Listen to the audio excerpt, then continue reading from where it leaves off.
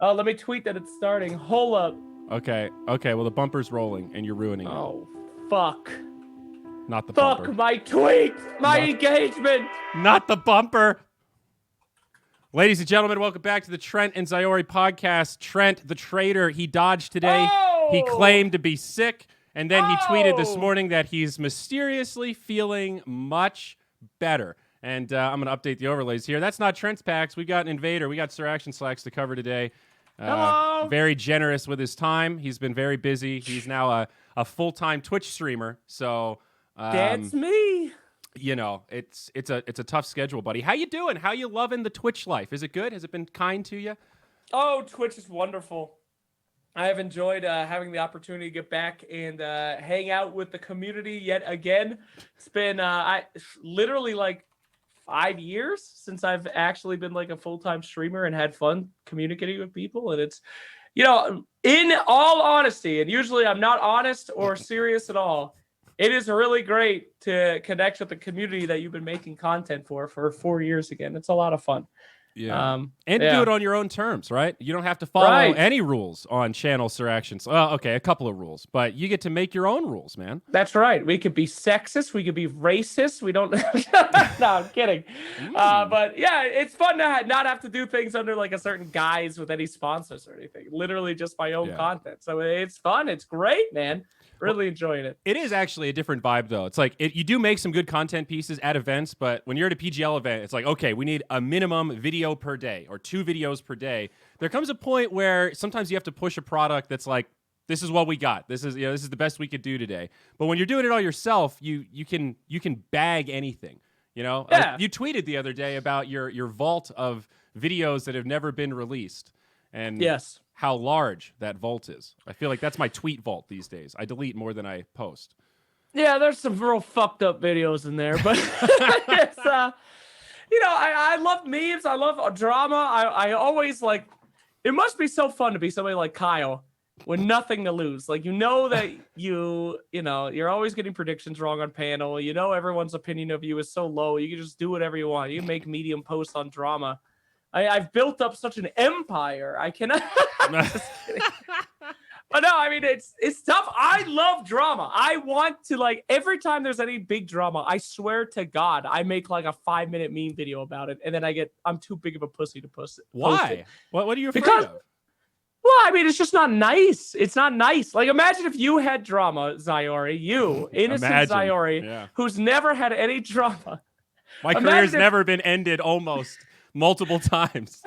Imagine if you, of all people, had something horrible happen to them. And then a meme video was posted with you. I mean, on your lowest low, you would never forgive. I mean, that's not right. I mean, not all dramas are created equal, though. Like, all this Dota TV broadcast, like, you could rip on streamers for stealing content. You know, Sing's ripping on Kyle. You could get in there. You could add your voice to the echo chamber. I don't think so. Because, like, you know, like, in your lowest low, if someone is making fun of you, you remember that. Like, I think Gork and Bulldog and all those guys are, you know, they're fine. They're playing the system that's put out for them. And if they're being attacked and then there's a fucking meme video, I mean, that's brutal. I mean, it's not cool. Okay, no, I see what you mean. You don't want to kick people when they're down. Exactly. That's it. Even though it's super funny. Like, all my videos that I make are super funny, but I always, like, you know, is that how I would want to be treated? Do I want a fucking meme video coming out on my lowest low? Probably not. Okay, well, let me ask you something about your Twitter, because, like, sometimes you tweet really outrageous shit. Do you ever, like, delete a tweet before you write it? Or, like, do you think this might be interpreted wrong, or this is over the line? Or do you just say, fuck it, I know what I meant when I wrote this joke, so I'm just going to put it out there? My Twitter's gone. I've actually lost gigs thanks to my Twitter. Really? Yes. I got hired to do a fantastic gig in LA for Fortnite, of all things. When Fortnite was coming out, I got invited to do a gig in LA. It was a 1-day gig where they wanted non-Fortnite players to play Fortnite, and the pay was fucking unbelievable. This is like when Fortnite came out. Oh my God. Let's just say the pay was half of what I get paid for a week at a Dota event for 1 day of playing Fortnite in LA. Holy shit. and they had a legit sponsor. They had all this stuff, and then everything was finalized. Then I got an email, and it says that one of the sponsors went through my Twitter and scrubbed it, and they decided to take back the offer. So with that known, that my Twitter is already gone, I can do whatever I want. Like if someone finds the Twitter, it's over anyway. So fucking post whatever I want. So yeah. Okay. So now you're in. That's. I mean, only on Twitter. Everything else is is safe.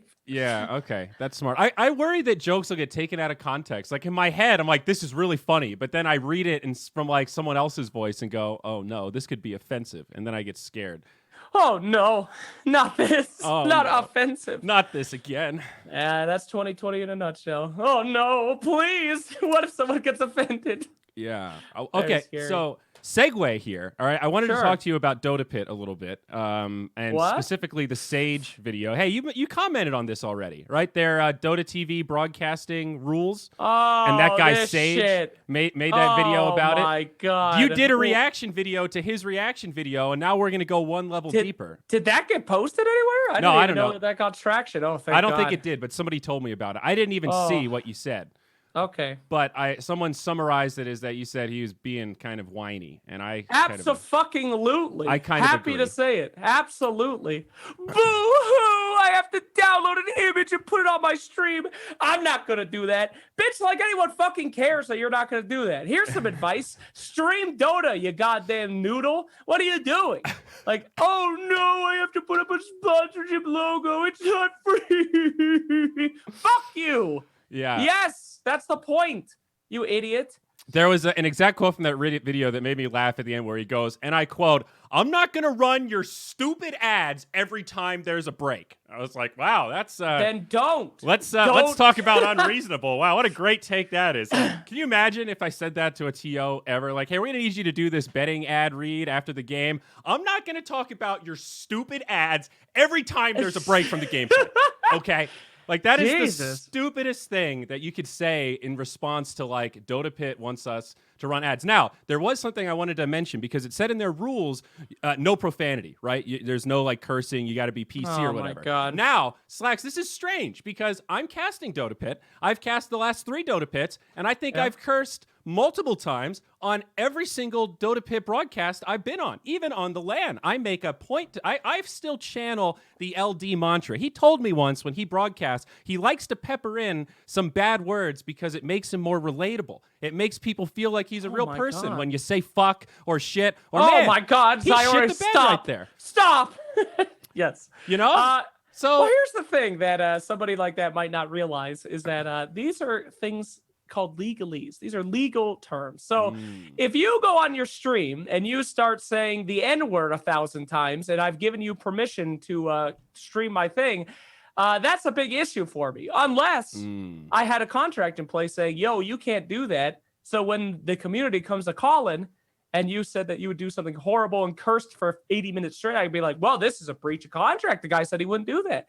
I've worked Dota Pit. They don't have enough people to, you know, do anything. No one is going to come over to your fucking 20-person stream and be like, this guy used the F word. Like, it is, when you do an Apple product, when you download an app, is this the guy that reads through the entire thing and is like, whoa, wait a minute. Hold up. Page 180, paragraph 6. I see what you mean. It's like a default general like TOS you're putting out there. So by default, the organizer is going to make the terms really safe. And in the case of their broadcast, it's like they've worked with me, so they trust my judgment of how to use those words over some random Twitch streamer that they've never worked with before. I mean, of course, any intelligent corporation or anyone that's letting you do anything needs to have you sign a gigantic contract to say if you fuck up, it's your fault. I mean, that's not saying that someone is literally going to watch your stream and wait for a naughty word. I mean, I love the new system, and I'd love to go on record saying that because it's great for sales. You and me did sales for Midas Mode. Yeah. Every time I tried to sell to a big company, I had to say how many viewers you're going to get. I don't know. But now a big company says how many viewers you're going to get. Maybe 70K. But your advertisements go out to every single person that streams Dota. And if Gork, Bulldog, all these guys stream Dota, they will see your ads. So it could be upwards to 150K. Who knows? The entire Dota community gets to stream your product. Yeah. That's so fucking good. Valve turned streamers are killing Dota to streamers are literally saving Dota. And I think a lot of tournament organizers are going to get it very wrong. I think they're going to try to make restreaming tournaments really hard. I would fucking beg Gork to stream my tournament right now. Yeah. Because it doesn't matter. I mean, it's just more money and viewership for you. The sponsors are so happy. Yeah. Anyway. I agree. I think generally we're in a really good spot with this. And I think we're close to the debate over this being relatively over. I guess one of my other thoughts around it is it says reasonable requests in that blog, right? And is there a point where too many reasonable requests becomes unreasonable? Like one of the things that Sage said that I kind of agreed with was changing his ending screen on Twitch. Like when you go offline, this image shows up instead of my static one. I'd say that's like a little intrusive. I wouldn't really want to do that on my Twitch stream either, but in a vacuum, that's not that unreasonable. However, if you have to completely redo your Twitch, how about you have to delete all your buttons under Twitch and then put only Dota Pit ones? How about you got to have the chat bot going? Like, at what point do all of these requests become slightly unreasonable because of just how many there are? Sure. And I agree with you. I think that a lot of, as I said, TOs are going to be fucking stupid about it. They're going to put too many requests and they're not going to be able to get streamers to do it. You as a TO should be motivated to not make it complicated, to include those numbers in your final product and make more money. Yeah. The dumber you are with the more requests, the worse it's going to be. But that's going to be a learning curve for TOs, and that's going to be a learning curve for streamers. And I think eventually people are going to understand that the easier that they make it for people to stream, the more money that they're going to make. But it's going to be a very hard learning process, I'm sure, for some tournament organizers. Like, no offense to my boys at ESL, but it's a very large company. I'm sure that they're going to make their first event extremely difficult to rebroadcast. And then that is just going to make less viewers. So I don't know why they would do that. But that's okay. I like that the power structure now is on the side of the TO, and they can essentially decide if we don't want anybody to stream this event, we're just going to make our list of requirements really long and cumbersome, and then we get what we want. We have one broadcast for our product. I agree with you. That's not the big brain play long term, but they now have the choice. And the point is they're paying for it, so I think they should have that choice. They should be free to make the wrong choice, man. That's, They should be free to bankrupt themselves if they really want to. Absolutely. Sure, why not? I mean, it is a much better feel. And I'll be right there with you, community. I mean, last time with the Facebook streaming on ESL, I was kind of like, hey, isn't it kind of cool that Twitch has any sort of competition so people can actually get paid by them again? But if a tournament organizer is like, you have to sell out every single thing, I'll be right there with you saying this tournament organizer is a fucking idiot. I mean, Oops. Real talk, though. Do you think ESL fucked up with that Facebook deal? Because absolutely not. Yeah. ESL is the smartest tournament organizer in the scene. 3 things they did right. Get like $100 million by streaming on Facebook for 9 months and then returning to normal shit. Yeah. Number 2, not doing any DPC event. What a bunch of fucking geniuses. Valve is like, we'll give you half a prize pool, but you have to make a 16-team tournament with a bunch of teams no one cares about. ESL's like, how about we just have the good teams? What are you doing, ESL? Stop! Like, they were legitimately the winners of the fucking TO war. Yeah, I agree. I think it was genius. And they were really smart in reading the market in terms of knowing how short our attention span is. People were really mad about ESL on Facebook for what, 6 months, a year? And then we just accepted it. And then the contract expired and they were back on Twitch. And after 6 months of being on Twitch, we were all like, wow, ESL is amazing. All these talent are jerking off the talent handling. All the players are talking about the conditions. They're making all this great meme content. They've got some of the sickest sponsors of anyone in Dota. DHL, Mercedes, like Mountain Dew or whatever. Like, these are major fucking lifestyle sponsors. If you got to imagine if Mercedes is giving away a car every event for the MVP, it's got to be a pretty big deal. That could be, tens of millions of dollars. I mean, honestly, they did it right. They told Valve to go fuck themselves, and they cashed out. And guess what? They are the only ones who made money. What's the last PGL event you saw, boys? Any? The good boys, the guys that did Was it the everything that Super- Valve wanted them to do. Super Major? What happened? Yeah, where is PGL? They were fucking used up and spit out. I mean, I don't know. I hope that they're back. It's a great TO. PGL does work with One Esports, and they've done a couple of those massive events in Southeast Asia and China. That's like the Asian UFC, you know, One. Yes, I do know. Yes. That's a big deal. That PGL's done a lot of white label events like that where it's not a PGL branded event, but it's a Romanian team running it. Yeah, exactly. But I mean, I don't know. To me, it was a complicated thing that there was clearly a winner, and the winner was the one who didn't do what everyone said you should do, which is kind of cool. That is cool. It's nice when that happens. So back to streaming, dog. How do you see yourself keeping up content-wise? How do you make 40 hours of unique content a week on stream? Do you worry about getting burned out? Well, I wait for tournament organizers to make tournaments, and then I steal them. It is very easy. I'm just kidding. I mean, it's just play video games. Streaming isn't hard.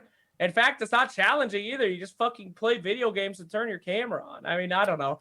It's Is playing ranked really that fun? I think there were a few games where I was watching and I was like, yo, I think he's actually mad. I know sometimes it's an act. I think have you been getting actually mad since you started playing ranked again? Ranked matchmaking is Satan incarnate. I don't know how you people do it. The last pick Wind Ranger onto your lane who goes 1-14 and says, I did this for you because I'm a big fan, SirActionSlacks. I want to die. I want to die. But I don't know. I mean, I actually legitimately had ranked anxiety, and you know this, for several years. For 3 years. I got Divine. I knew I should not have gotten Divine. I legitimately went on a 15-game win streak with Omni Knight. Somehow. I do not know. I got Divine and I said I'll never play ranked again, and it's true. But I feel like too many scrubs are Divine now, and I need to get to Immortal. And then as soon as I do it again, I mean, it's just ranked is such a fucking nightmare, man. I fear you might be underestimating how difficult the grind is from Divine to Immortal relative of Ancient to Divine. Bitch, I went from Herald to Divine. There is no greater grind. The worst place in human history. There's two of them. The trenches of World War I and 4,900 MMR. Those are the two worst places in human fucking history. If you get into a game from 4,700 MMR to 5, it is a fucking living hell. You have people that are so insane trying to get to 5 that they've lost their mind, or you guys have guys that were at 5 and now they've dropped and they're being dragged down by the souls of the damned. It is a fucking nightmare zone. If I made it through that, I can make it through anything. Well, so here's my one counterpoint to that, buddy. I think it's common knowledge your mechanics are ass, and where you are 11 out of 10 is Unfair. your camaraderie, your ability to get the team to make good decisions and also demoralize the enemy team, right? You're a magnet. You draw fire and that creates space. That's worked well for you. But you're getting to the MMR bracket where like mechanical skill starts to weigh supreme, where people just kind of are better in a way that you can't really replicate with just your brain. You need them fingers to click right button. Well, that's true. But I would like to correct you here. In the last several years, I have been playing only unranked, and my attitude has changed. That is actually the number one thing that we are working on. You see, when you first start playing Dota, it is about fun and it's about exploration. But this need to get better, of course, makes you more invested into the games. And, of course, investment creates emotions, and emotions are typically negative when you're so invested and something goes wrong. So after 4 years of playing unranked, a game mode where people only go to fuck around and have no idea what they're doing, I have actually turned into a psychopath. I have lost. It started from gentle jabbings to like, oh, you're not going to come gank? No problem. To, why aren't you here? You know, and I've turned into a fucking crazy person. And I think that that was a big part. I did an 8-hour ranked stream, and I realized that I am a toxic piece of fucking human garbage. And it is actually I don't care about raising my rank right now anymore. I want to learn again how to be a nice human being again. Oh, So good. yes, we're changing things around, and I'm doing actually research in psychology to figure out ways to cope again and to figure out how to be a nice human being again, because it's real. It's real. Like, if you want to be good at Dota, you have to get invested. But that that fucking sunk costs makes you insane. It makes you crazy. I am a nice person in real life, I think, Zyori. Have I ever been rude to you? Well, that's not the right word to use, but yeah, you're a nice person. Yes, but in Dota, I am a fucking monster, and I have to go back. You're right, and I disagree with you as well. Your mechanics are better? Is that what you're saying? No, not at all. I think worse. But I will say that I think my strategy of tilting the enemy gets better and better the higher rank you go. Okay. You see pro players all the time. One fucking thing goes wrong and they instantly abandon because they're just like, no way we could come back from this match. True. That is legitimately my entire strategy for Dota. I am not good at clicking buttons, but I am good at making people insane on the enemy team and making them quit. It is the only way I can win. So, yeah, I don't know. I mean, that's the strat. Those are the losses that hurt me the most, when you lose after you throw and then you see the other team still yelling at each other in the post game, and you're like, guys, they were so tilted. We were right there. They were about to give up. They're still tilted even though they won. It's like, man. Although those also feel good because you tilted them so hard that they're still mad despite winning. That also. That's it. I mean, either way, as long as the enemy's mad. That's legitimately why people play Dota. People play Dota because they've had horrible, horrible, life-changing sadness and depression after losing. And when you win, you're inflicting that on other people. There's a bunch of fucking sick human beings that play this game.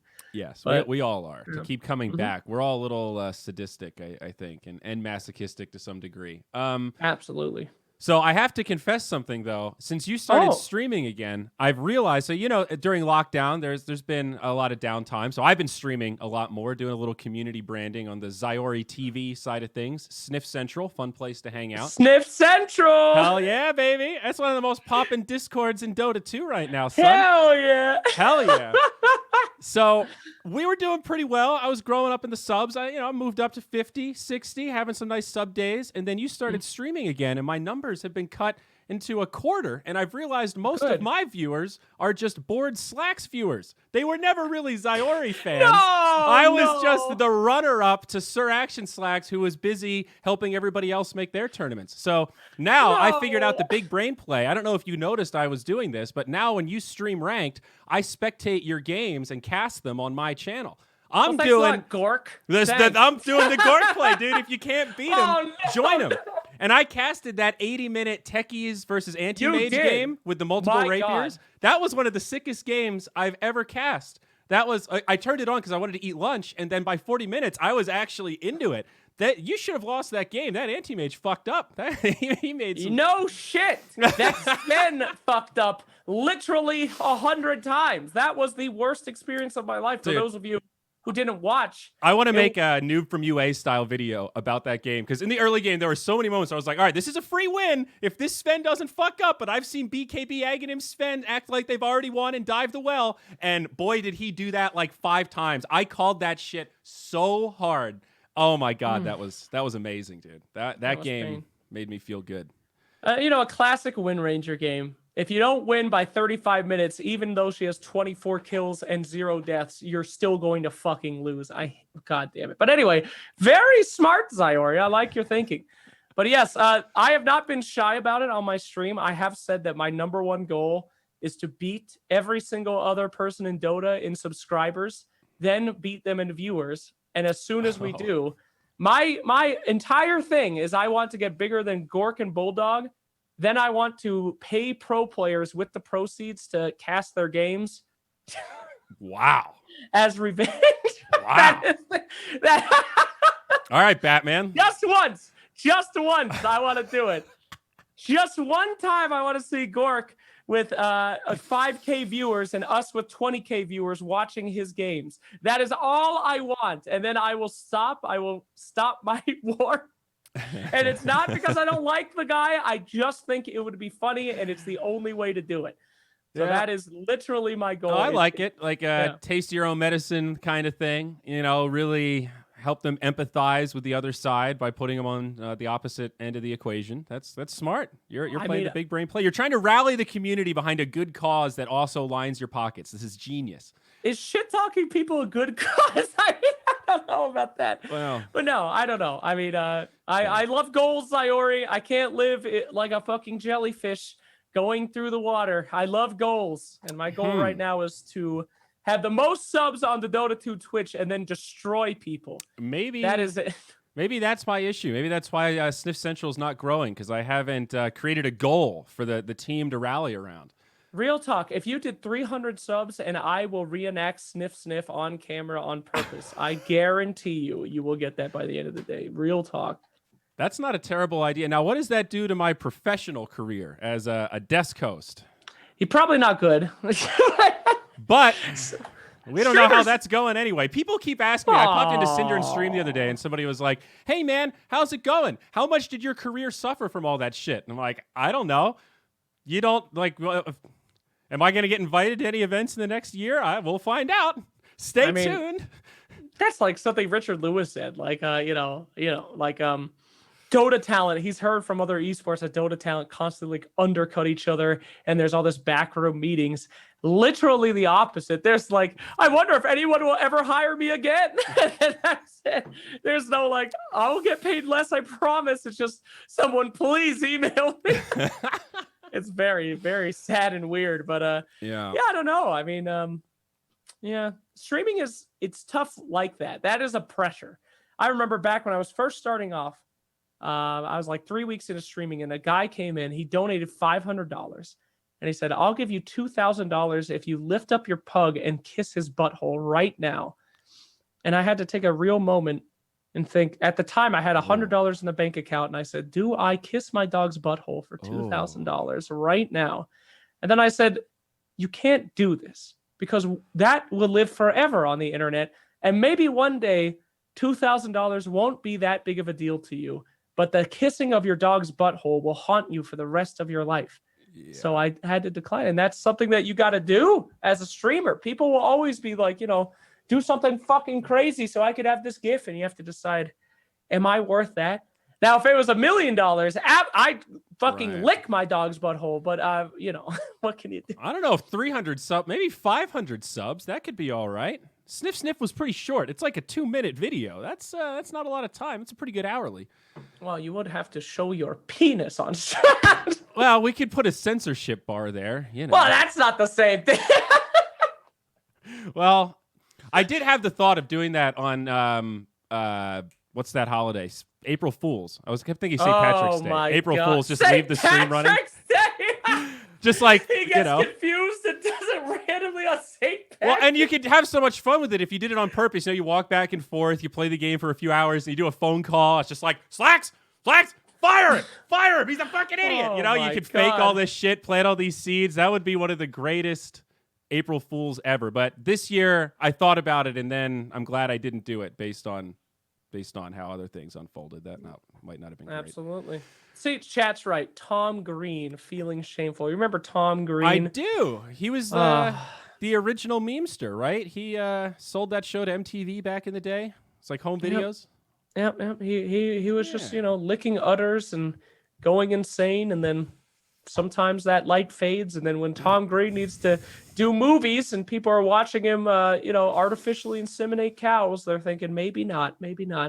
So, Slacks, could we set a sub goal to finally have you read the Sniff chapter of the book? You've set this teaser up for over a year. It's been a year. The book came out a year ago. It's September 22nd. We were doing Midas Mode 2 like this time last year. This could have been a Midas Mode anniversary episode now that I'm thinking about it.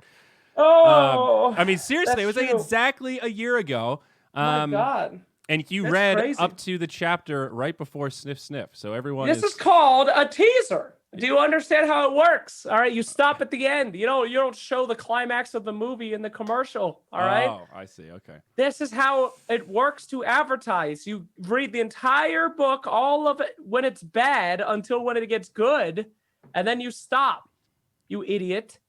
But yes, I suppose it's been a year, so maybe. I mean, honestly, you could all you have to do is read that chapter. Fuck the rest of the book. The whole book is just the Sniff chapter. I'll be real. That's the best piece of writing in the whole thing. When are you writing another book? Your only competition has been destroyed. That is true. That is true. You know, this might sound fucked up, but I have to say, I find it hilarious that the only two people who ever wrote books about esports were both involved in controversies and almost had their careers destroyed.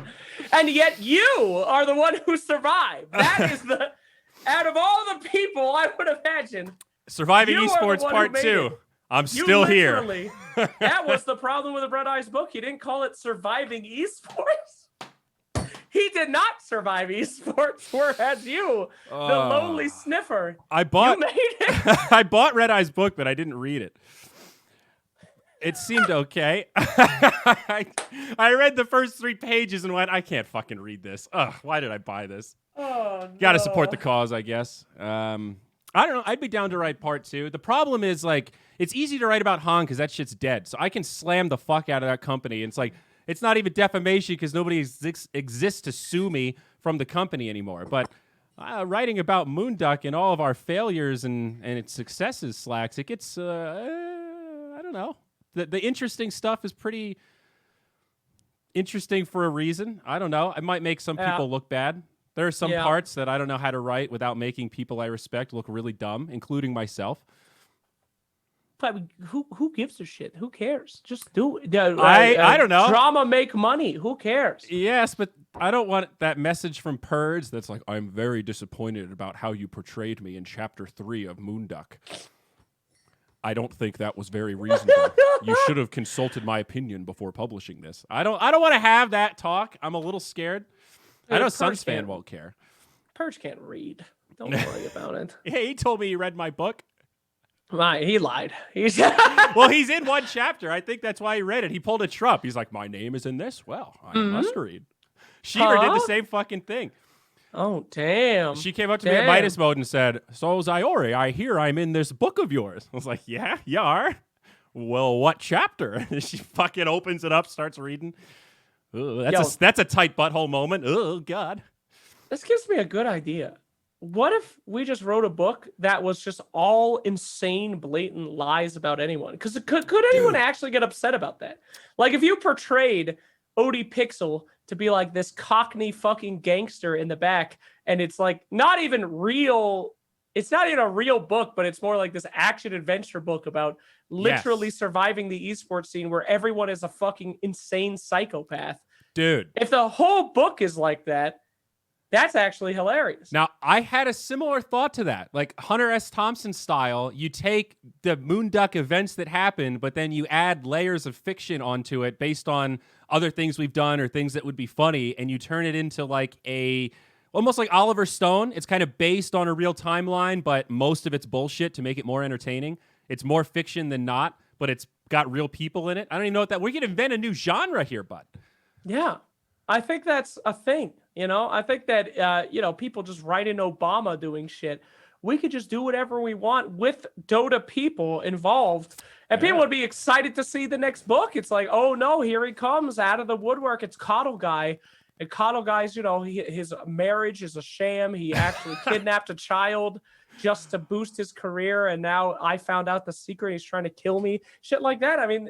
That could work. I wanted to write a chapter about spiking the food with LSD on day 1 of Captain's Draft, and that's why everything went wrong, because everybody was tripping but didn't realize it. Yes, that's the kind of story I want to write. Shit like that. Alternate history novels. It could be happening. Yeah. Anyway, think about it. Surviving Esports 2, Dawn of a New Era. That's what you could write it. Historical fiction. It'll be like Abraham Lincoln Vampire Hunter. Yeah, that's right. You take real shit and then you put vampires in it. Perfect. That's right.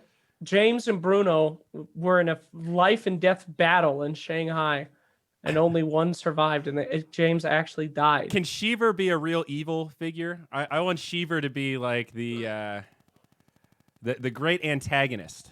Okay, real talk, and I hope people don't spread this because I still want to do this idea. But one of my favorite TI ideas that I have ever had is having the puppet panel or whatever, where the panel just comes back. One of my ideas has been when Shiver is hosting to have the inverse panel. So we come into the panel and Shiver has completely black hair. She has goth makeup on, and she just is completely monotone and fucking just a complete and utter bitch to every single person that says anything on the panel. And all the other panelists are inverted too. And just think of a panel where Shiver's like, so which one of you idiots wants to make your next point? Shit like that. Just imagine the Sheener panel. It would be incredible. The Sheener panel. That would be fun with everybody inverted. You could have a really you give Purge some Adderall or something so he's lively. You could. P-Flax has a full head of hair and is youthful looking and says only positive things. Just imagine Kyle is on the panel going, I don't know. Think about it. One entire panel. Nahaz is on the panel and just doesn't say anything. A baby is on the panel and it's just, we call it Nahaz and it just keeps crying. A young baby. Think about it. Oh, man. No. Charlie could be polite. That's a really great point, Shiver. I hadn't thought about it that way. Charlie Yang. Oh, that's a name I haven't heard in a million years. Charlie Yang. That's bring it on back, baby. That's right. My God. What were we Fogged talking and about? Owen are switched. I'm sorry. Continue. What were we talking about before that? We went down a really dark rabbit hole. I had something else to bring up, and I've totally forgotten where we started. No idea. No, we were talking about like streaming. Oh yeah, and pressures, and then Midas Mode for another half an hour. That's what it was. Midas Mode anniversary. Midas Mode 3, big guy. No. I don't know. Midas Mode 2 almost killed me. It almost killed us. I'm still embarrassed about how mad I got at the end of Midas Mode 2. That's the maddest I've been in the last 10 years. That event pushed me to my real breaking point, and that is just like a scary... I don't know if I want to run events like that anymore, buddy. That one was a lot. With like the VR and the VIPs being there, it was so many moving pieces. It was just nonstop stress. And it was so long, too. Like with all the regions, that was what, a 10-day event? Something like that, plus setup in the venue. So that was like 2 weeks of 3 to 4 hours a night of sleep and like waking up in the middle of the night to my own thoughts of shit that we hadn't done or that I'd forgotten about or whatever. And like that shit was unhealthy, straight up. Like, that was wild. I'm glad we went through it though. I have always wanted to do something like that though, so I'm happy. It almost murdered me, but I said I'd do Midas Mode 3 when I forgot how painful Midas Mode 2 was. I still vividly remember. So we got about 2 or 3 more years until I even consider it. But I don't know, man. We got through it though. It was a challenge, but we ran our own LAN. We were on the front page of the Dota 2 client, bro. Yeah. I mean, they changed the DPC for us. And every single person that went to that event live said it was the best time they ever had. Sure, the online stuff might have been a little insane, but we had people VR into Roche beating pro players to death with their bare hands. I'm proud of what we did. That's true. But, we did do a lot of shit that's like, I always remind myself of that when you're innovating new stuff, it's really hard and you don't know what you don't know. It's like when we did the summit for the first time. You fuck all this stuff up because you never done it before. You straight up don't know what you don't know, and there's no manual on something that's being done for the first time. So given that, that was the biggest team. I was like, what, a team of 25 people that made Midas Mode 2 happen between all the artists, all the programmers, all the admins. And we were still a little understaffed. I wish I had a picture of Suns fan sitting in the corner with all those computers because he had to log into all 10 and he's running around and he looked so sad and miserable, just like, these computers are now my children and I'm so disappointed in my children. Like, he just looked so broken because we had so many fucking issues with that map. Yeah, it wasn't unique to us. All of us were. At the same time, honestly, I look back to somebody like Blast Pro Series, which I think is a fantastic company, and they did a fantastic job. But they tried to do something like what we tried to do with unlimited resources. Blast Pro Series is gigantic in CSGO. They are bankrolled by the biggest sponsors in the scene. Yeah. And they had an event that got less viewership than us. And, it was less exciting than us. And yeah, sure, we weren't ESL, but we put out a product that was unbelievably past where we should have been able to do with a team of amateurs. I still stand by our set design. I think WePlay has surpassed us because their set design is just like next level. But I think some of the stuff, even Midas Mode 1, our set was pretty fucking good. But Midas Mode 2, that shit was like, the stage was big, and we had it set up in a way that really was pretty badass. I wish we could have gotten more people here. I think that's the one thing that we were disappointed about, was the physical turnout. We were hoping for like twice as many people. We had like 150, and we were planning for a good 300 or 400. I mean, it's a little scary though. You go into an event run by a bunch of fucking moonduckers. You don't know if you're gonna get shot or stabbed, so it's not ESL. Yeah. Well, now, so let me ask you a question. Retrospect, Jungle Jam. Do you think that was a mistake? If you could go back in time, would you still have championed the Jungle Jam idea? Or do you think it did cannibalize a little bit of Midas Mode? I do think more people would have showed up to Midas Mode that otherwise wouldn't have, because Jungle Jam did attract people that told me that, like, I can only do one event. This is TI. I had to do something around TI. But they probably would have gone to Midas Mode because that's the only other option. I legitimately don't think it was bad because I think that Jungle Jam did a really good job starting Jenkins' career. And I think that Jenkins is going to be one of the top tier people in the scene. Cool. So we lost 20 grand on an event to help Jenkins boost his career. That was see, at Moonduck, we invest in our talent.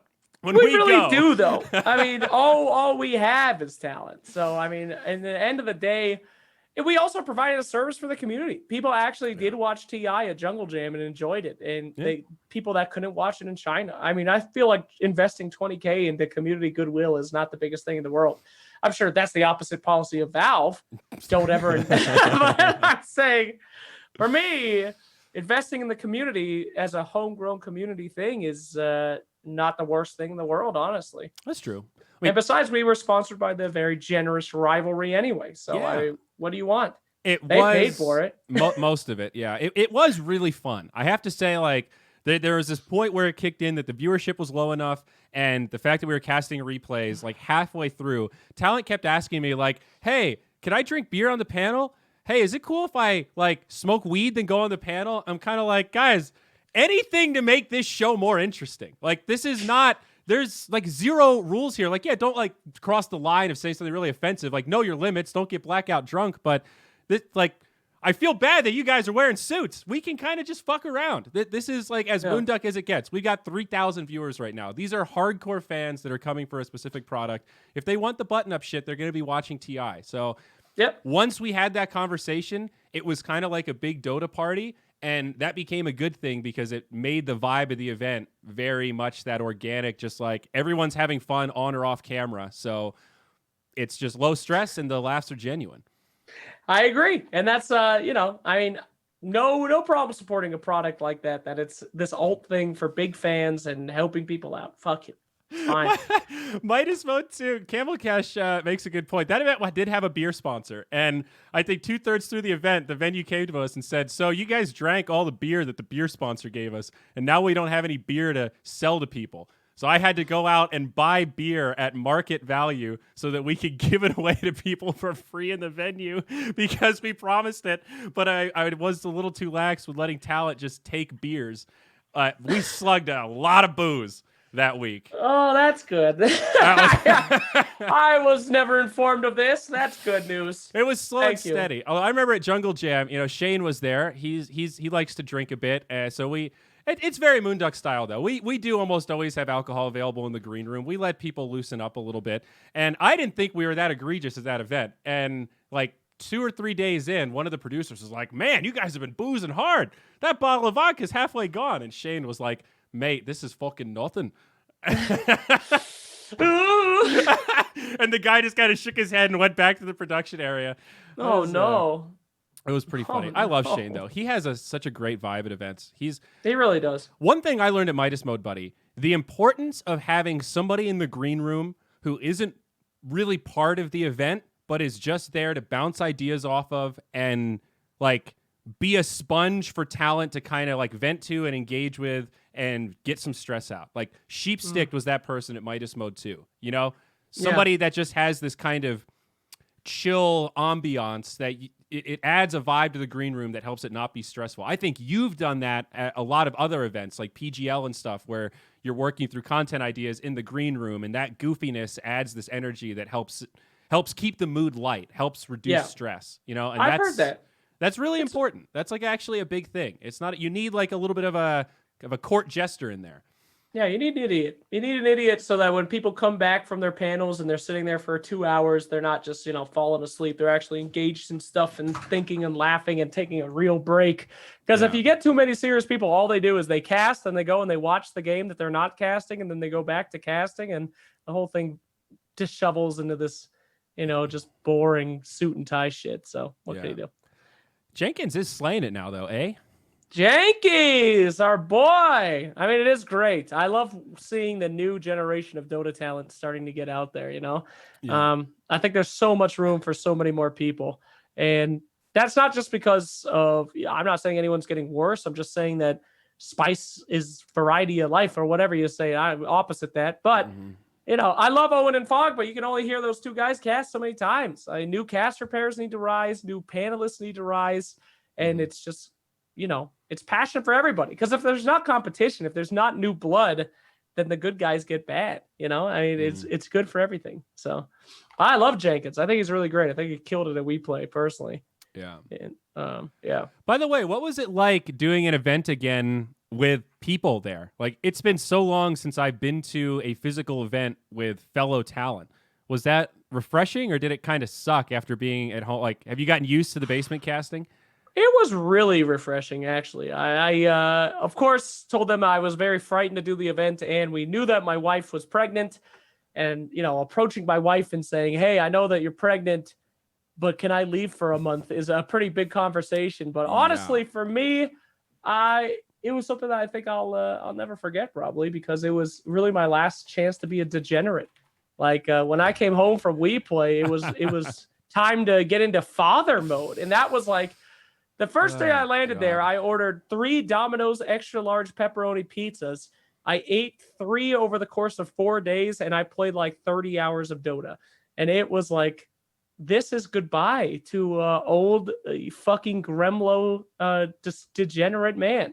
So, yeah, it was really good. It's Corona time. I mean, being locked in a fucking building with 14 of your very good friends for potentially the last time, like... When's the next time someone's going to be insane enough to hold a LAN event besides WePlay? It's going to be a really long time. I wouldn't say until next, probably March, we'll see an actual LAN event. Yeah. So, I mean, yeah. Are you amazing. Pretty confident TI 2021? Like, what do you, personal opinion, what do you think the chances are of like a second wave of Corona, like mutates or something? 'Cause that's what happened with the Spanish flu. Right? There was a year, and then it got better, and then it mutated, and the second wave was way worse and way more deadly. So it was like, it got better than worse and better than worse again. Do you think that could happen? Are you worried about TI 2021, or are you feeling pretty confident? No? I'm not worried about it, especially with... Well, I know you're not worried about germs in general, so I might be asking the wrong person. True.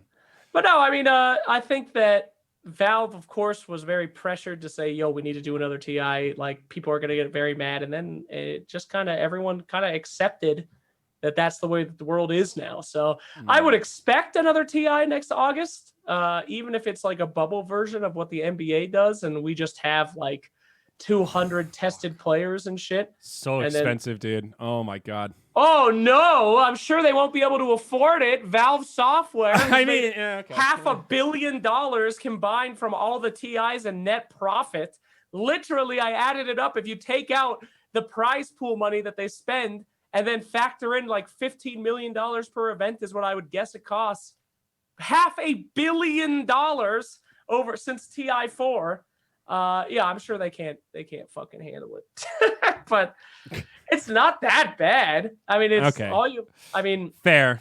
Now, but how do you do the fake crowd though? I watched that Ellen DeGeneres clip from her like opening monologue, and they had the virtual crowd. That shit's actually scary. It looks like some shit out of that Black Mirror episode where they're riding the bikes, and it's like. It's actually like that. What was it like? I don't know what you're referring to. Did she like VR it or what happened? Yeah, it's like I assume the crowd noise is fake, but she comes out, she's doing her little opening monologue and stuff, and somehow people are like laughing. There's like a laugh track or whatever, and then she says like, "Well, today, we're locked inside. We got our virtual audience," and then it's like they have a studio where people would be sitting, but instead of people, it's just big screens with like faces and stuff. So it's sort of like a Zoom grid call transposed onto stadium seating. It's weird. I don't really get it. It creeps me out. Well, I think that because we're esports, we have a lot more room to do that, especially somebody like Valve. I mean, imagine if instead of in a virtual audience, they actually set the entire event up to be like VR compatible. So you're sitting there on your couch and it puts you in a stadium seat of little prongs that they set up.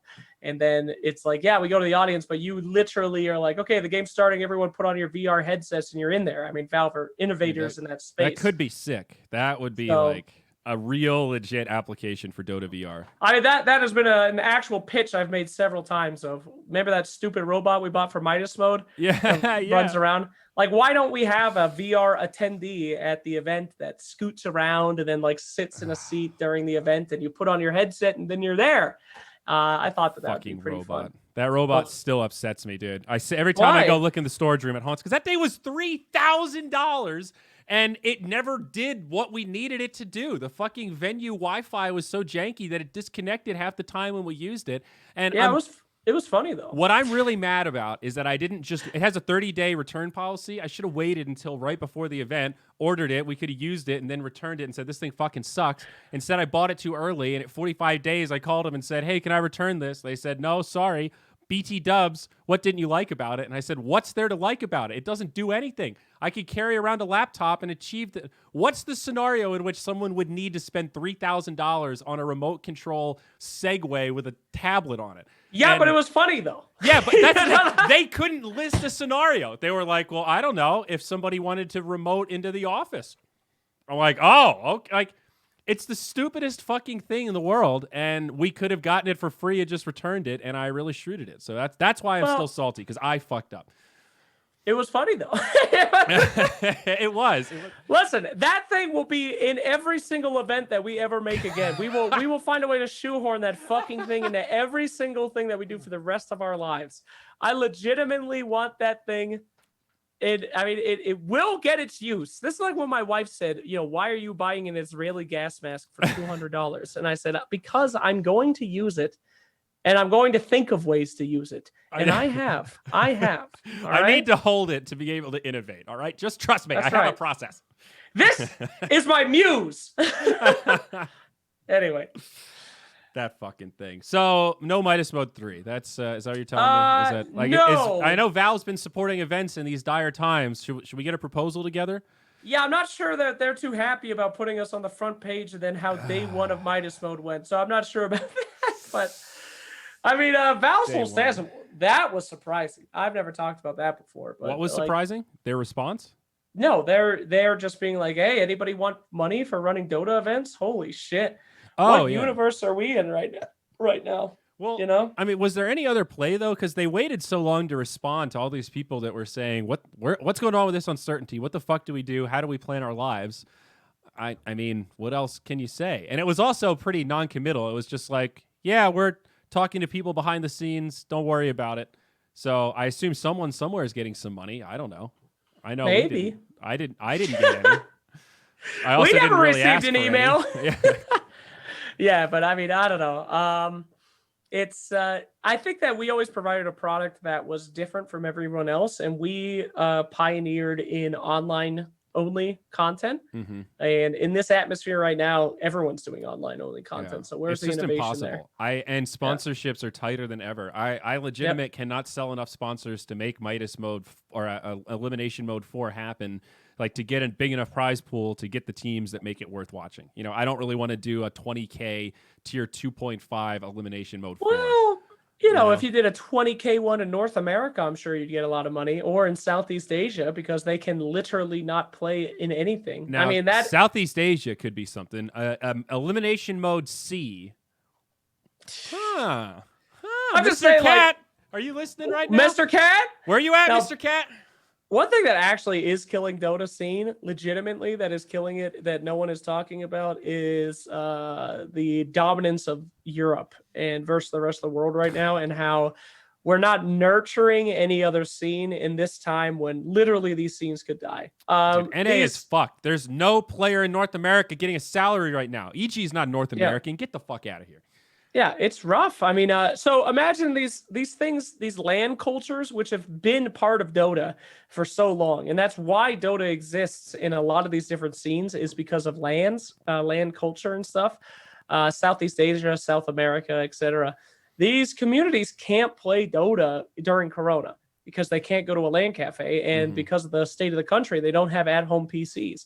And no sponsor wants to do anything unless it's with Team Secret, OG, and Liquid. So these teams are literally, if Corona continues, Southeast Asia and South America, and even some parts of like China and Russia, these scenes will literally die.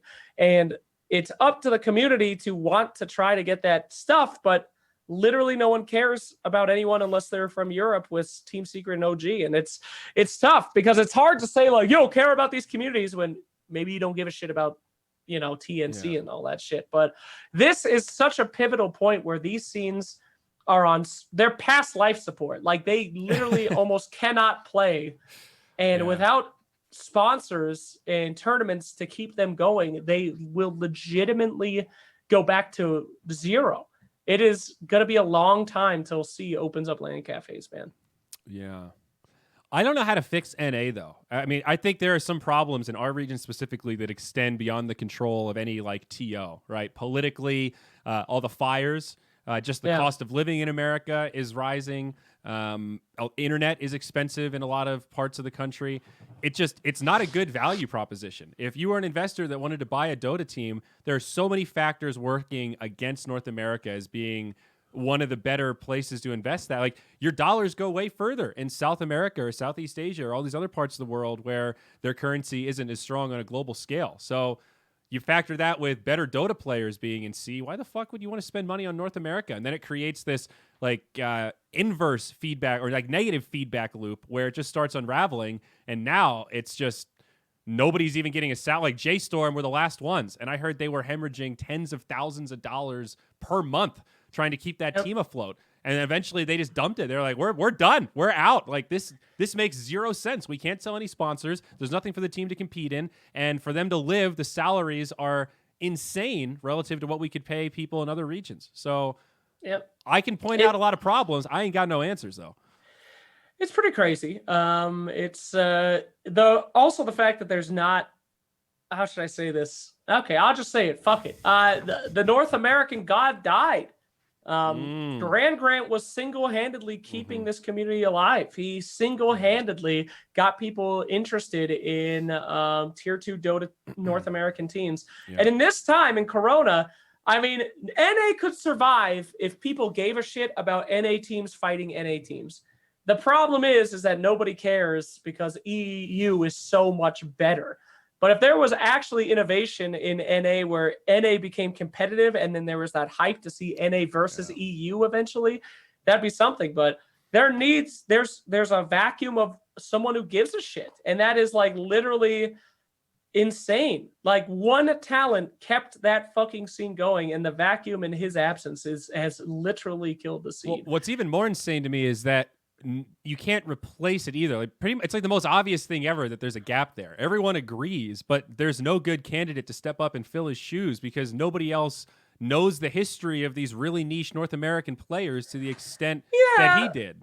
But I think BSJ has a point. And the point of his video was that North America's NA scene, its history, its great like legacy is a bunch of fucking assholes. Like there is a chance that we could see a renaissance of North American Dota where there's not a bunch of psychotic assholes that rise to become like new champions of the scene, and then it actually grows. Like it's so much different. You talk about like, I have no problems with these people, but you talk about like old Mason, old Fear, old all these dudes that old PPD, like really old PPD, are fucking crazy psychos back in the day, whereas in EU the worst you had was like Puppy and what's his name, Seb, who are now like leaders of the industry, you know? So maybe it sucks that our old guard is dead in NA, but again, if people can pick up those pieces, then maybe that's good. Maybe we could have one of the most successful scenes that's ever happened. The problem is that there's no talent to do this, and you need to grow that Dota talent somehow. So we'll see what happens. Buddy, it sounds like we need to start investing in North America. Let's do it. You know, This sounds like a ripe investing. opportunity here. Well, investing with your time. Hey, Trent, are you listening? Are you listening, Trader Trent? Oh my God. Maybe we should stop casting Europe and start casting North America. We could be the heroes that North America doesn't deserve. I mean, it's such a large market, and right now the only people really cornering that market are Mason, who is he nice now? I don't know No. much about Mason. No. Mason's still Mason, which I don't think is like a positive dude that's gonna go to other streams and be like, hey, check out this tier 2 team. So I mean, people are always saying like Dota's dying and there's no way to get into the community. There's so many opportunities to get into the community. Like you at home watching could be North America's next, like the guy who saves the scene by just casting teams and being passionate about it. There's so much room for all that stuff, but it's all about people being motivated to do it. So it doesn't pay well, I can tell you that. But well, not at first, but well, I mean NA in general, like because like TOs don't get many viewers on it, so like that's why a lot of the time like the better casters cast Europe because their rate is relatively high. So paying somebody $200 for a best of 3 in North America is like you can't make a budget work paying that rate per caster per series. I mean, no offense, but that's a pretty stupid way to look at it because of the monopoly that you could have on that content. Back in the day, Captain's Draft, when we did it in Sunsfan's house, whatever one that was, Captain's Draft 2 that was or 3. That was 3, yeah. If you remember that dinner that we had afterwards, that entire event, I begged you guys to hire Grant. I told you he was going to be good. I told you he was going to be the next big thing. At the time, NA was dead. Grant's career was dead. He had not worked at an event in like 4 years. I begged you to have him. And at that dinner, if you remember, I said these exact words to him and Mott. I said, no one owns NA. You two have been in NA for so long. You could be North American's guy. You could stream games. You could fucking take over this scene and become one of Dota 2's top talent in the next 2 years. I remember Mott not really liking that advice very much. Yeah, Mott did not listen to me. Grant did. We met about it, and then he literally did that and became one of the top tier, most demanded talents in the scene. And yeah, it took some time, but anything that, sure, you don't get paid to cast events, but if you're in it for the money, you don't have passion anyway. If you're passionate about it, if you grow it, then you can become anything. Like, look at South America right now. Can you imagine if we had somebody like from,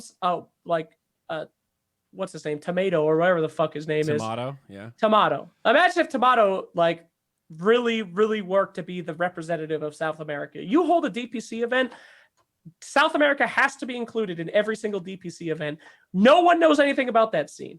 But if he knew something about that scene, he would be invited to every single event because they have to be there. The time is now. Corona is here. Yeah. Like, you have 4 or 5 months to take over a scene and become the biggest talent in Dota 2.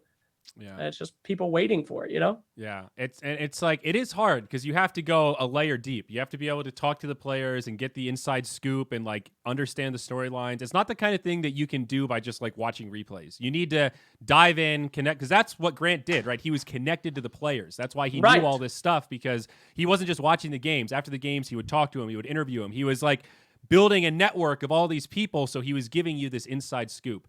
That's what you have to do. That's the opportunity. That's the hard part. It's not just, hey, I cast NA games, I'm an expert. It's you need to get in there and start networking, man. It's it's tough. You need to, but that's so easy. You know, you take a tier 2 player who's playing in an NA team and say, yo, I want to do an interview with you on stream after the game. Is he gonna say no?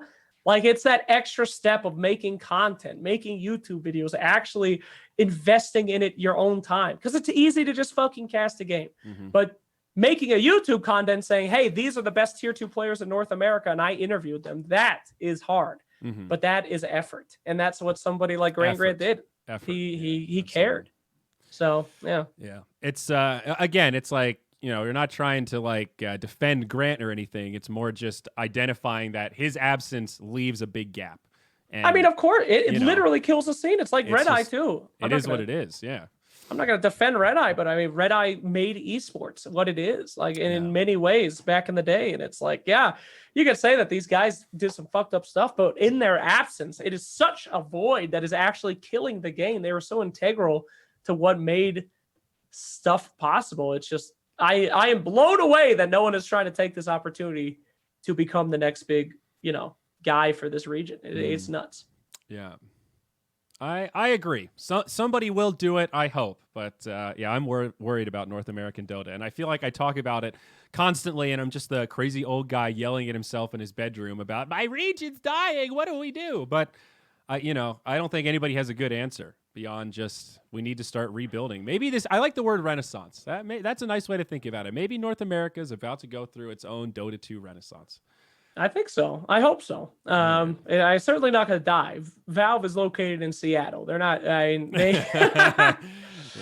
Yeah. So, well, I do. On that note, though, I do think it is a blow to North American morale to lose TI being the big NA event, and I do understand why they want it to be global. I think it is in the spirit of TI to move it around the world and share the love. But again, that doesn't change that it creates a bit more of a gap in North America of like, fuck. When do we get to go to events? When do I get to buy stuff from the secret shop? Legitimately, like the only event that happened in North America was TI for a very long time. But I don't know. I mean, that's a pretty stupid idea. When 80% of your audience in your game is Russian, Chinese, and Southeast Asian, it's pretty fucking stupid to hold the biggest event in North America. But yeah, I don't know, man.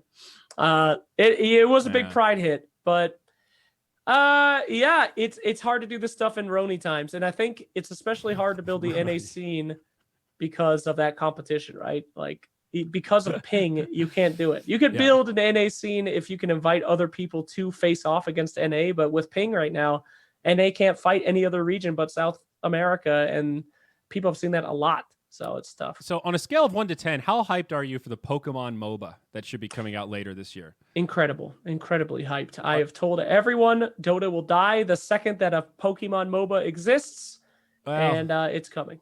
Yeah, I mean, they're going to Nintendo-ize it, but I'm pretty excited about this one, dude. I'm getting like Splatoon vibes.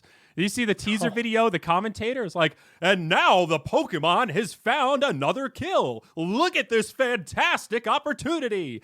It's so cheese dick. I love it, and I cannot wait to get in on that Pokemon commentary. Bruh. Real talk. Pokemon is the perfect thing for MOBAs. I know. Everyone knows these skills. Everyone knows these characters. I mean, it's what Blizzard wanted to do. They wanted to have something that was like, everyone knows our characters and now they'll like it more. This is legitimately going to be big. However, I did say that about Splatoon. Yeah, I know. What happened to that, buddy? With a grain of salt. With a grain of salt, boys. It looks so shitty, but I still think it'll be fun to play on Switch. I think it'll be Switch or phone only. So are you ready? I can't wait to go to events. We're sitting in the green room, you and I. You can be Charizard. I can be Wartortle. Be awesome. Yeah, dude. I cannot wait to play Jigglypuff mid on stage. Just fucking wrecking noobs, sending them back to the Pokemon Center to lick their fucking wounds. I am so hype. No. I actually think it will be big. Are you the kind of guy that will avoid upgrading or evolving to Wigglytuff, even if it's more powerful? Abso-fucking-lutely. Did you hear that Ash's Pikachu is actually, they're thinking about evolving him into Raichu? No way. They're going to do that in the official lore? In the official lore, they're thinking about doing it, I heard. Ooh. I'm not big on the Pokemon lore right now, but I'm just saying that I heard that this was a thing that's a risky play, and I don't really see what the reward is. Why do you want to ruin one of your most iconic characters? Sorry, Raichu, you're just not as cool. I mean, I'm sorry, but I mean, maybe they could cutify a Raichu. Remember when put a bow on it or something? Pikachu first came out as like this obese, fucking disgusting creature, and then after years of cutifying, he becomes the mascot. Like Pokemon 1. A Pikachu looked like the most fucking foul creature in history. And then there you go. Speaking of cutifying, do you think I could cross-dress on a panel and get away with it? Who cares? Don't get away with it. What is not getting away with it? So, all right, let me paint a scenario for you, okay? A year from now, Roni times are done. Dota Pit does another event. They invite us to Croatia. Our team of 6 people fly in. Everything's cool. Day 1, I show up for the panel wearing a dress. And like the top I'm wearing right now, this is actually a dress, right? It's a fairly normal looking top. Most desks are from whatever. What do you think the producers would say when I walk down for rehearsals that morning wearing heels and a dress? Maybe Ukraine not the best place to premiere this idea. Croatia, they're in the EU, buddy. They're pretty open-minded over there. Maybe not the best call, you know, the North Korean major, and you come out in a dress. But I will say, North Korean major. You know what? You do you. I would love to see Scant's reaction as he tries to process this. If you're being a fucked up sexist, or if this is you, I think a lot of people's brains would explode, and it would be a lot of fun to watch. Yeah, I'm not sure. So that's what I mean by get away with it. You know, if I get invited to an event and they don't tell me anything about the dress code, all right, ESL, all right? I show up to the rehearsal and Kenna gets there. What's the response? I mean, are you allowed to go, what the fuck? Is he allowed to have a response? I don't know. That's sort of why I'm asking. I asked partially because I'm doing the Zyori +1 podcast now, and I interviewed... Is that me? No, it's like last week. So last week I did that Twitch streamer Barney, and now he's becoming Maddie. He's like he's been around for a while. He's was a League of Legends comedian. He's sort of a funny guy. I actually think you'd like him a lot. British. Okay. But he was telling me how awesome dresses are and how they're the most amazing garment ever. And now that he's started wearing them, he'll never go back. And I'm afraid I've opened Pandora's box, my friend. Well, you know what? You do you, buddy. And honestly, I'm all for creating character. I always tell people this. Like, you should create whatever character you can for yourself in a way to make you stand out. Anything helps, so you fucking do it. Who cares? It'd be hilarious. Well, now, if I wore a dress, we'd have an actual issues, but you could pull it off. But I'm better cute. than anybody. Yeah. Yes, that's true. Well, I guess the follow-up, by get away with it, I mean... I think it's will I still get invited to events? Or everyone's going to be like, is this the equivalent of dreads where everyone's just kind of like, oh, well, that's... I mean, real talk, I think it's a pretty positive statement. There's a lot of people that have fluid gender roles and stuff in the community that are not represented. And honestly, I think it'd be a fun statement just to see what happens. Well, and, sure. you know, I mean, I wouldn't want to do it just for shock value. I think that's a little fucked up. It's more of an earnest kind of, you know, it's a thing. Real talk, do it. I think it'd be cool. I mean, you got to get invited to an event. And now it's not going to be a surprise because this is going to be on fucking Reddit. So there you go. Nah, I wouldn't worry about that. Right? But yeah, we'll get there. I just, that's such a Zyori thing to do. You know, you haven't been a main stage host in like 8 months, and then you show up day one in a dress. I mean, just what a way to worry the TO. Maybe DreamHack. I'll just randomly be in Sweden when they're doing their next event, because I've noticed DreamHack, they don't like paying travel fees, but if you happen to be around, they're happy to work with you. So I just show up and then, you know, hey Oka, what's going on, buddy? I'm ready to work. Sweden's very open-minded. Maybe Sweden is the place to do it. Dude, honestly, Dagny would hire you for sure. If you DM'd her and said you wanted to do it, I bet she would actually not hire anyone else to make sure that you got to do it. I mean, it's a little scary, but it's you know, I've had that thought over the last week, and I don't know. You do you, man? It's 2020. This is the best year of your life you could possibly that's kind of how I feel. It. Everyone keeps telling me that. It's 2020, man. You can do whatever you want. Well, all right, not whatever you want. There's more. There's some new rules, but you know, you can wear whatever you want, man. As someone said in chat, it's the act of attempting to dress up that really matters. So I guess we'll see if that is a true statement or not in the Dota world. Yeah. Who cares? Go for it, pal. I'm all for that. I'm all for representation in our community.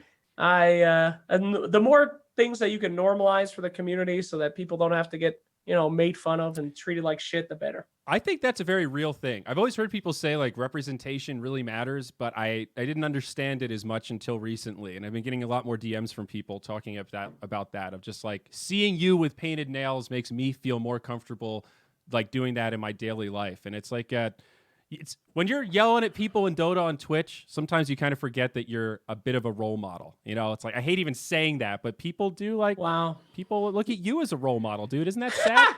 You're a fucking role model. It's true, though. That's horrible. If I'm anyone's role model, please stop and get a real role model. I mean, please. But yeah, I don't know. I mean, Jesus, that's a sad thought. My God. But anyway. So what are we doing? What the Duck again? Let's wrap this thing up. Let's, my God. Meeting with the crew again? Can you kick Suns fan into gear? We need a good, like, you, me, Purge Suns fan podcast. We got to get in once a quarter. Suns fans lost. He's been playing Valorant, dude. Oh, no. I don't know what happened to him. Oh, no. He's gone. Now, real talk, do you think Sunsfan will get hired by Riot to ever work an event, or is he too not PC? Do you think they will look at his history and go, how many times has this man talked about poop? How many stories about coming on a computer has this man told on a podcast? Legitimately, he has nothing to lose. I don't know what the fuck everyone's deal is with Sunsfan. Every single panel he comes on, people laugh, they clip it, they have a great time, but nobody hires the man. He's a good dude in the back. He's not like some kind of freak. He charges less than everyone else. I don't know what the fucking deal is and why no one will hire Sunsfan. So at this point, since apparently Valve and LTOs have forsaken him, why not? Just go for fucking Riot. I actually don't know what it is either. I still tell this story and people think it's a joke that the Bucharest Minor, this was the first event we did with PGL where they literally said, hey, we want to hire Moonduck because you guys do events the way we want to do events. It was right after Captain's Draft 3. We did all that Phil content and all these memes and shit. It was the beginning of our working relationship with PL. And this is rare. Very few times has a TO come to us, and usually it's we want to hire a few of your talent. It was this in Northern Arena where they go, we want to hire you to make the talent decisions. And they said, you got to work with Red Eye and Toby. Outside of that, you can hire whoever you want. Ugh, that was but when we did those panels in the actual venue with the crowd, the only talent to get like a standing ovation for nothing was Sunsfan. Like the first panel, he came out, Red Eye announces him, and of course we've got the fan favorite here, Sunsfan. People were just, and if you go back and look at the VOD, you can't really hear it because it's the stadium mics and the crowd noise isn't really that loud. That venue was going crazy. I remember looking at Trent and being like, what just happened? Like, he didn't even say anything yet. And they're already like, we love you, Suns fan. And that was that panel where he told that epic story about the Snickers. And I remember listening to that saying, if anyone else was doing this would be so cringe. He's talking about Snickers during the draft, but somehow this like weird Suns fan, Galifianakis, aloof presentation makes it fucking hysterical. And I think TOs just don't get it. I think that's really the... He didn't wear a dress. He coulda, do you remember that event? He showed up where he didn't have a jacket, so all he brought was a tux jacket. And he said, what's the difference? It'll be the same. That was at the BTS studio. And it's like, no, dude, you can't wear a tux jacket with a t-shirt and sweatpants. You look actually R-worded right now. What is wrong with you? Yeah, I did show up a lot to events wearing sweatpants that looked like jeans, and everyone noticed, but he thought he was being sly. He got those sweatpants that like they are meant to look like blue jeans from afar, but nobody actually fell for it. So yeah, I'm not sure.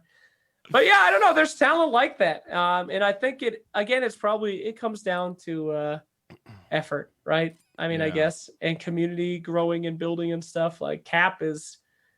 He's changed a lot. He used to be like this replaceable talent, and now he has worked pretty hard to be like trying to do community stuff and make an impact and all that shit. So I don't know.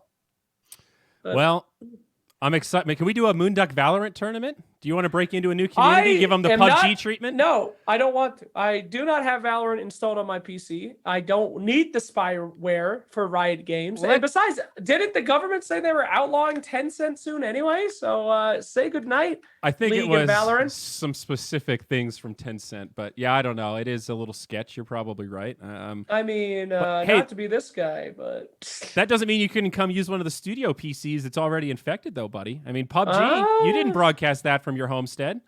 Is anyone still playing Valorant? Am I insane, or I thought that game died? I don't know. I haven't been playing it either. I played the beta and kind of got a little bored. Listen, I got tricked by Overwatch. I thought that was a good game, and then after 2 months, I said, "Hold on a second." I still am waiting for you to take the dive into Path of Exile, buddy. You could be huge in that community. I don't know what that is. What is Path of Exile? It's Diablo 2. It's a better version of Diablo 2.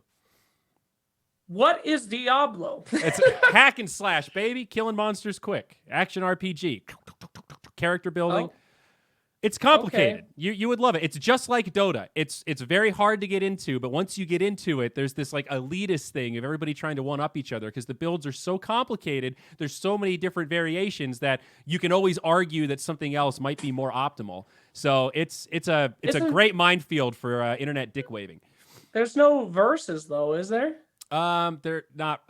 No, it's more about economy and trading and like your character being able to kill shit better than other people. Oh God. There is some PvP, but it's pretty lame. Sounds like some MMO shit right there. I don't know about that. Yeah, I'm not very good at PoE, but I still like it. Yeah, everyone's addicted to that game. Maybe I should check it out one of these days. But I want to get ranked. I want to get ranked up. I don't know. Yeah, I feel you. Yeah, that's true. Yeah. All right. Well, best of luck to your ranked adventures, buddy. Thank you for giving me some of your precious time. I look forward You're amazing. to our future collaborations after I'm done with Dota Pit. And I hope everything goes well on your stream, buddy. I hope you get all the subscribers that you're hoping for. And then I will shut it down. That is the goal. I'm coming. RTZ, I believe, is the final boss. And if I can crush RTZ, then the Dota community will go into shambles. I cannot wait. So don't forget, though, folks, when Slacks is streaming and I'm streaming, I might be casting those games. Here comes the fucking plug. I feel bad going into your chat and being like, hey, everybody, I'm casting it here. And when you play Techies, I do cover the mini-map because 2 minutes delay is not enough, and I feel bad about telling people where your minds are. So, Hell yeah. But if you're not playing Techies, I don't cover the mini-map, and I let the two-minute delay plug and chill, my boy. You don't need a 2-minute delay. We're friends. Well, no, it's Dota Plus. Oh, but then I can't see the other team's team fog. So I have to watch it from like your perspective. So it's I want that would not be fun. Yeah. I like looking at the other team and seeing, how they're going to strategize against you. Yes. All right, well, thank you, Zyori, for having me. I hope that Trent doesn't be a complete fucking liar, say he can't do the podcast, and then start streaming with high energy on his own channel next time. So shout out to the traitor Trent. I should cut and paste the message he sent me last night. Oh, I've got such a terrible cough. It's so bad. It's like that Mr. Deeds movie. Oh, I can't come in today. I'm really sick. Fucking got us, dude. He got us. Dude, he got me good. I got.